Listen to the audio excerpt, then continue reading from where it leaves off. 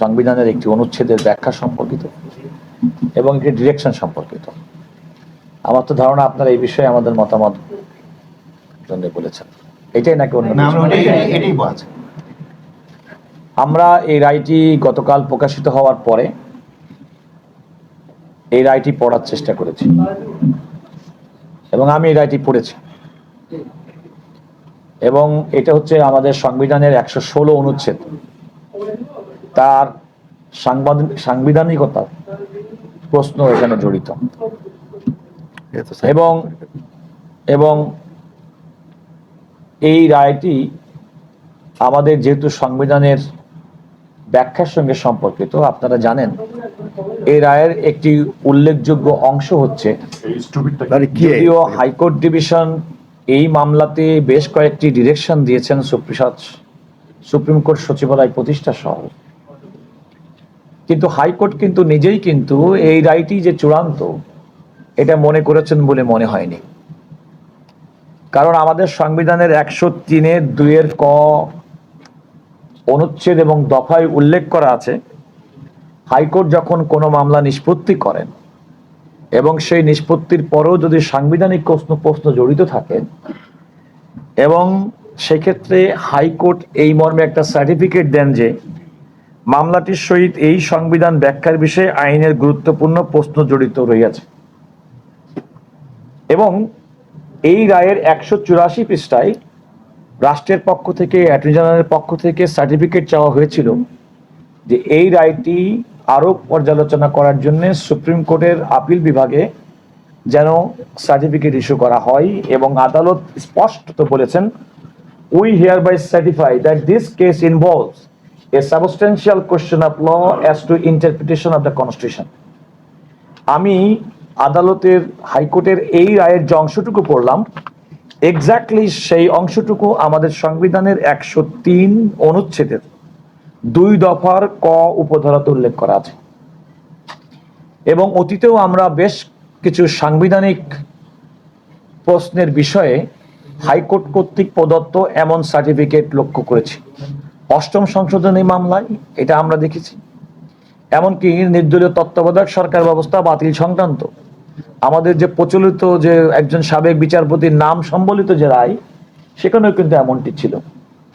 আর যেহেতু সংবিধানের ব্যাখ্যার প্রয়োজন এবং দেশের সর্বোচ্চ আদালত আপিল বিভাগ, আমার মনে হয় এটা আপিল বিভাগেই চূড়ান্ত নিষ্পত্তি হওয়াটাই কাম্য এবং সমীচীন, এবং সেটি প্রকারান্তরে সার্টিফিকেট দেওয়ার মাধ্যমে হাইকোর্ট বিভাগও মনে করেছেন। সরকার, রাষ্ট্রের পক্ষে সরকারের অবস্থান হচ্ছে, যেহেতু সংবিধানের গুরুত্বপূর্ণ প্রশ্ন জড়িত আইনের ব্যাখ্যা সম্পর্কিত, সুতরাং এটা রাষ্ট্রের পক্ষ থেকে আমরা আপিল দায়ের করব যত দ্রুত সম্ভব। আপিল দায়েরের বেশ কয়েকটি আইন প্রক্রিয়া আছে, আপনারা জানেন যে আমরা সার্টিফাইড কপির জন্য দরখাস্ত দিয়েছি, আমরা যদিও কপিটা পেয়েছি, এবং সেটা নিয়ে যত দ্রুত সম্ভব আমরা সুপ্রিম কোর্টের আপিল বিভাগে আমরা আপিল দায়ের করব। আপনাদের মনে প্রশ্ন জাগতে পারে এই সার্টিফিকেটের অর্থ কি? হাইকোর্টের যে কোনো রায় কিংবা আদেশের বিরুদ্ধে যখন আমরা সুপ্রিম কোর্টে আপিল করি, এখানে 2-3টা ব্যাপার আছে যেখানে সরাসরি সুপ্রিম কোর্টে আপিল হিসেবে এটা তালিকাভুক্ত এবং আপিল হিসেবে শুনানি হয়। আপনাদের মনে প্রশ্ন জাগতে পারে আপিল এবং লিভ টু আপিলের মধ্যে এখানে হচ্ছে পার্থক্য। লিভ টু আপিল হচ্ছে যে হাইকোর্টের যে কোনো রায়ের বিরুদ্ধে সুপ্রিম কোর্টে যখন আমরা কোনো পিটিশন দায়ের করি, তাহলে আদালত প্রাথমিক সন্তুষ্ট হওয়ার পরে যখন লিভ গ্রান্ট করেন, অর্থাৎ আপিল হিসেবে এটা শুনানি করার জন্য যে প্রশ্ন জড়িত সেটা ব্যাখ্যার জন্য গ্রহণ করে থাকেন, এটাকে লিভ টু আপিল বলি। আবার যেটা সরাসরি আপিল হিসেবে গণ্য হয়, যেমন এটি, কিংবা হাইকোর্ট যদি কোনো ব্যক্তিকে মৃত্যুদণ্ড দেন, তাহলে অটোমেটিক্যালি আপিল বিভাগে আপিল হয়। তো যেহেতু সার্টিফিকেট এটা হাইকোর্ট ডিভিশন দিয়েছে, আমরা এটা সরাসরি আপিল হিসেবে দায়ের করব, এবং আদালত সেই ক্ষেত্রে আপিল হিসেবে আমাদের এটা শুনানি করবেন। চূড়ান্ত বিবেচনায় এই বিষয়টি, এই সাংবিধানিক প্রশ্নটি দেশের সর্বোচ্চ আদালত কর্তৃক সিদ্ধান্ত হবে। এখানে আরেকটা বিষয় বলা আপনাদের জন্য খুবই জরুরি, সেটি হচ্ছে যেহেতু বিষয়টি আপিলের চূড়ান্ত বিবেচনায় নিষ্পত্তি হবে আপিল বিভাগে, আমার দৃষ্টিতে এবং আমাদের অভিমত হচ্ছে এই রায়টি, অর্থাৎ হাইকোর্ট বিভাগের এই রায়ের কার্যকারিতাটা এখন থেকেই আসছে না, এটা চূড়ান্ত বিবেচনার পরে এই রায়ের কার্যকারিতা আসবে বলে আমি মনে করি। আরেকটা বিষয় খুবই সতর্কভাবে আমাদের খেয়াল রাখতে হবে যে দেখুন, পুরা বিষয়টি কিন্তু আমাদের সুপ্রিম কোর্টের সঙ্গে সম্পর্কিত। কারণ এখানে যে সচিবালয় প্রতিষ্ঠার কথা বলা হয়েছে সেটা হচ্ছে সুপ্রিম কোর্ট সচিবালয়, স্বতন্ত্র সচিবালয়, এবং বিচারটি এবং এটাতে বিচারিক প্রক্রিয়া এবং রায়টি দিয়েছে কিন্তু হাইকোর্ট বিভাগ, সেটা সুপ্রিম কোর্টের অংশ। আমরা এখন যে মামলাটি কিংবা যে আপিলটি আপিল বিভাগের শুনানি করবে সেটাও কিন্তু সুপ্রিম কোর্ট করবে। সুতরাং সুপ্রিম কোর্ট কিন্তু তার নিজস্ব বিষয় বিবেচনা করবে এবং ব্যাপারে তার সিদ্ধান্ত দিবেন।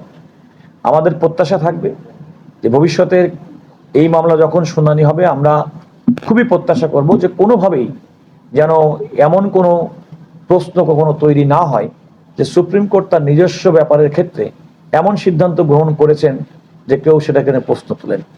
এটা আমাদের প্রত্যাশা থাকবে। আর ইতিমধ্যেই রাষ্ট্র পরিচালনার দায়িত্ব সরকারের সঙ্গে আমাদের কথা হয়েছে, তারা আলটিমেটলি এই রায়, সুপ্রিম কোর্টের চূড়ান্ত রায়ের জন্য অপেক্ষমান থাকবেন বলে আমরা জানতে পেরেছি।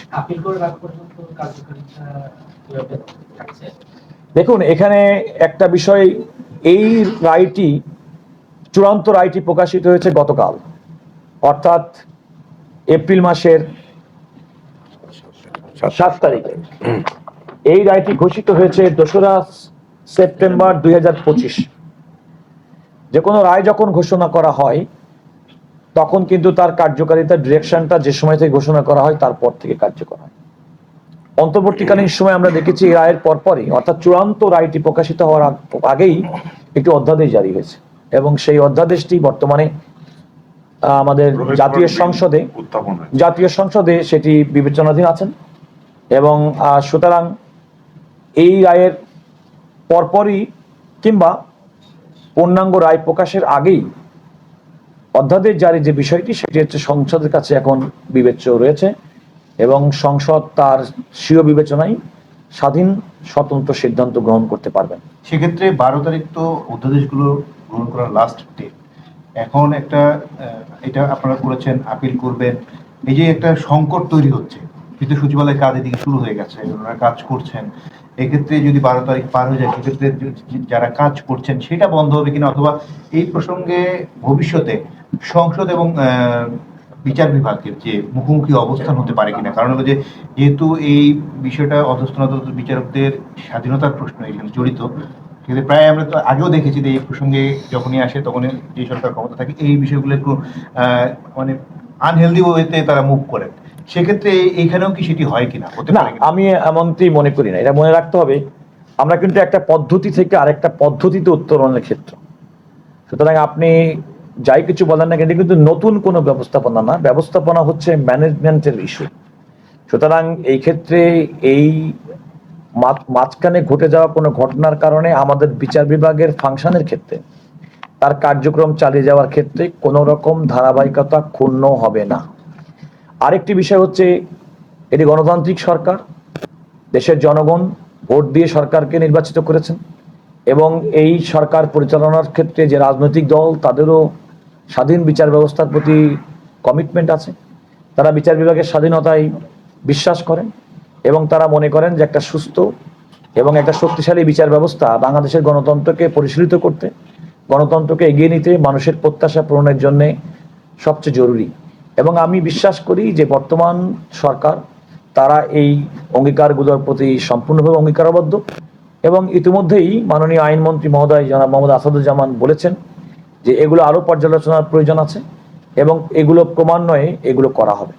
সুতরাং জনগণের জন্য এবং রাষ্ট্রের জন্য উপকারী যে কোনো সংবিধানসম্মতভাবে যে কোনো সংশোধনী গ্রহণ করা, যে কোনো প্রতিষ্ঠান গড়ে তোলা কিংবা কার্যক্রম বিন্যস্ত করার ক্ষেত্রে এই সরকারের আন্তরিকতার কোনো অভাব নেই। এবং যেহেতু এই সরকার মাত্র কাজ শুরু করেছেন এবং তার সামনের দিনে আগামী দিনে চলতে হবে এবং তারা সুন্দরভাবে চলার জন্য অবশ্যই রাষ্ট্রের 3টি অর্গান, এক্সিকিউটিভ বিভাগ, আইন বিভাগ এবং বিচার বিভাগ, তারা স্বতন্ত্রভাবে কাজ করবে ঠিকই, কিন্তু রাষ্ট্রের প্রয়োজনে, দেশের প্রয়োজনে, গণতন্ত্রের প্রয়োজনে, আমাদের বিচার বিভাগের স্বাধীনতার জন্য, মানুষের ন্যায় বিচার প্রাপ্তি সুনিশ্চিত করার জন্য তারা পরিপূরকভাবে কাজ করবেন। এটাই হচ্ছে আমাদের প্রত্যাশা। রাষ্ট্রের অবস্থানটা কি, মানে সুপ্রিম কোর্ট সচিবালয়ে থাকবে না থাকবে না, আরেকটা হচ্ছে অধস্তন আদালতের বিচারকদের নিয়ন্ত্রণ, সেটাকে আইন মন্ত্রণালয়ে থাকবে নাকি সুপ্রিম কোর্টে? আপনার অবস্থানটা কি? দেখুন, আমি তো প্রথম কথা যে আমি তো সরকারের মুখপাত্র নই। যে আমি সরকারের অবস্থান ইতিমধ্যে আপনারা পার্লামেন্টে আইনমন্ত্রী মহোদয় বলেছেন যে বিচার বিভাগকে পৃথকীকরণ করা, বিচার বিভাগের স্বাধীনতা সুনিশ্চিত করা, মানুষের ন্যায় বিচার প্রাপ্তির বিষয়টি এই সরকারের রাষ্ট্রের অন্যতম অঙ্গীকার। আমরা যেটা মনে করি, যেহেতু আইনগতভাবে সাংবিধানিকভাবে এই রায়টির মধ্যেই হাইকোর্ট বিভাগ স্পষ্ট উল্লেখ করেছেন যে তারা যে সমস্ত ডিরেকশনগুলো দিয়েছেন সচিবালয় স্বতন্ত্র সচিবালয় প্রতিষ্ঠা সংক্রান্ত, এগুলোই কিন্তু আলটিমেটলি সাংবিধানিক প্রশ্ন, আইনি প্রশ্ন, যেগুলো সংবিধানের 103 অনুচ্ছেদ অনুযায়ী আপিল বিভাগে আপিলের মাধ্যমে চূড়ান্ত নিষ্পত্তি হবে। এবং আমি মনে করি যে এত বড় একটা সাংবিধানিক বিষয় আপিল বিভাগের চূড়ান্ত নিষ্পত্তির মাধ্যমেই আসলে এটা হওয়া উচিত। শূন্যতার হবে কিনা এই যে আমি শূন্যতা হওয়ার কোনো কারণ দেখি না, কারণ আপনি যাই বলেন না কেন, এই যাবৎকালে আপনি যেটা বললেন যে সচিবালয়ে যে সমস্ত পোস্টিং হয়েছেন তারা তো সবাই জুডিশিয়াল অফিসার বিভিন্ন জায়গায় কর্মক্ষেত্রে ছিলেন। সুতরাং আমার মনে হয় বলছেন যে আপিল বিভাগে এটা নিষ্পত্তি হবে, একদিকে হাইকোর্টের রায়, ওদিক দিয়ে আবার রহিতকরণ বিল উত্থাপন করা হয়েছে যেটা আলোচনার জন্য আছে। তাহলে বিষয়টা কি দাঁড়ালো? বিষয়টা দাঁড়ালো হচ্ছে আবার যে আপনি বলছেন সরকারের ওইদিকে দিকে ইচ্ছা আছে, ইচ্ছার সাথে কি বিলটাকে যায় কিনা? আমি একটা কথা মনে করে রাখবেন, কারণ একটা অধ্যাদেশ কিন্তু আপনারা নিশ্চয়ই জানেন, অধ্যাদেশ জারি হয় যখন সংসদ না থাকে, এবং সেই অধ্যাদেশ সংসদ গঠনের প্রথম অধিবেশনে অধ্যাদেশগুলো উত্থাপন এবং 30 দিনের মধ্যে নিষ্পত্তি করার একটা সাংবিধানিক বাধ্যবাধকতা রয়েছে। অনেকগুলো 133টি অধ্যাদেশ অন্তর্বর্তীকালীন সরকারের সময় গঠিত হয়েছে, অনেকগুলো সম্পর্কে অনেক পর্যালোচনার বিষয়। যেমন এই একটি বিষয়, যেমন আমি গতকাল এই রায়টি পড়ার আগ পর্যন্ত জানতামই না যে হাইকোর্ট বিভাগ এই রায় দেওয়ার মাধ্যমে সুপ্রিম কোর্টের আপিল করার জন্য সংবিধানের 103 অনুচ্ছেদ অনুযায়ী সার্টিফিকেট দিয়েছেন। তো সার্টিফিকেট দেওয়া আছে, এটা তো আলটিমেটলি চূড়ান্তভাবে নিষ্পত্তি হবে সুপ্রিম কোর্টের আপিল বিভাগে। আমার ধারণা আমি তো এটা জানতাম না। তো এটা তো একটা সাংবিধানিক, এটা আইনি প্রক্রিয়া। এই আইনি প্রক্রিয়া কিন্তু রাষ্ট্রের পক্ষ থেকে অ্যাটর্নি জেনারেল অফিস থেকে করা হয়নি। যে আদালত রায় দিয়েছেন সেই আদালতে কিন্তু পরবর্তী প্রক্রিয়া, আইনি প্রক্রিয়াটা বাতিল দিয়েছেন। তো আমাদের দায়িত্ব হবে তো সেই প্রক্রিয়াটা এক্সজস্ট করা। এবং আপনি বলছেন, আপনারা যাই বলেন না কেন, আমি এক্ষেত্রে কোনো রকম সরকার, রাষ্ট্র, বিচার বিভাগ তাদের পরিচালনা করার ক্ষেত্রে বিন্দুমাত্র কোনো বাধা আমি দেখি না। এবং আমি মনে করি যে বরং রাষ্ট্রের পক্ষে সরকার যে কমিটমেন্ট করেছেন যে এগুলোকে পর্যায়ক্রমে করা হবে, আরো পর্যালোচনা পূর্বক করা হবে, এবং সেটা হলেই ভালো। এটাও তো অ্যাটর্নি জেনারেল, আপনার এখন পর্যন্ত এই দুটি অধ্যাদেশ নিয়ে যেটি দেখা গেছে সারা দেশের আইন অঙ্গনের ভেতরে, এবং আপনার যারা মানে আপনি এই চেয়ারে বসার আগে যারা কলিগ ছিলেন তাদের অনেকে ক্ষোভ প্রকাশ করেছেন এবং এক ধরনের হতাশার মধ্যে আছে আইনজীবীরা, যেটা কি হচ্ছে আপনি এটা ফিল করেন কিনা? না, আমি এটা ফিল করি না এই কারণে, কারণ দেখেন আমাদের কাজ হচ্ছে আইনজীবী হিসেবে, অ্যাটর্নি জেনারেল অফিসের কাজ হচ্ছে রাষ্ট্রের পক্ষে আইনি সেবা দেওয়া। এটিও কিন্তু আমাকে মানতে হবে। হাইকোর্ট বিভাগ যে রায়টি দিয়েছে সেই রায়ের মধ্যে সার্টিফিকেট দিয়ে আপিল বিভাগে আপিল করার জন্য সংবিধানের আইনি প্রশ্নে জড়িত কথা উল্লেখ করার পরে আমাদেরকে সুযোগ দিয়েছে এটা চূড়ান্ত নিষ্পত্তির জন্য সুপ্রিম কোর্টে আপিল বিভাগে যাওয়ার। সুতরাং এটা আমাকে যেতে হবে, এবং এটা চূড়ান্তভাবে আপিল বিভাগে নিষ্পত্তি হওয়ার না পর্যন্ত আমি কিন্তু যাই বলেন না কেন, আপনারা যেটা বলছেন, আমি আগেই বলছি এই রায়টি গতকাল প্রকাশিত হয়েছে, পূর্ণাঙ্গ রায়, তার আগেই কিন্তু অধ্যাদেশগুলো রচিত হয়েছে এবং অধ্যাদেশগুলো পাশ হয়েছে। সুতরাং এই রায়ের পূর্ণাঙ্গ রায়ের আলোকে যদি অধ্যাদেশগুলো পরিচালিত হতো তাহলে তো আপনি আমাকে এই প্রশ্ন করতে পারতেন না। কারণ আমি আগেই বলেছি রায়টি ঘোষণা হয়েছে সেপ্টেম্বর 2025-এ। চূড়ান্ত রায়টি যেটা লিখিত ফর্মে আমরা পেয়েছি গতকাল এপ্রিল 2026-এ। অধ্যাদেশ তো জারি হয়েছে তারও অনেক আগে, নভেম্বর। তো সুতরাং অধ্যাদেশ যখন জারি হয়েছে স্বাভাবিকভাবে অনুমেয় যে তখন এই রায়ের পূর্ণাঙ্গ পর্যালোচনা ওই অধ্যাদেশের মধ্যে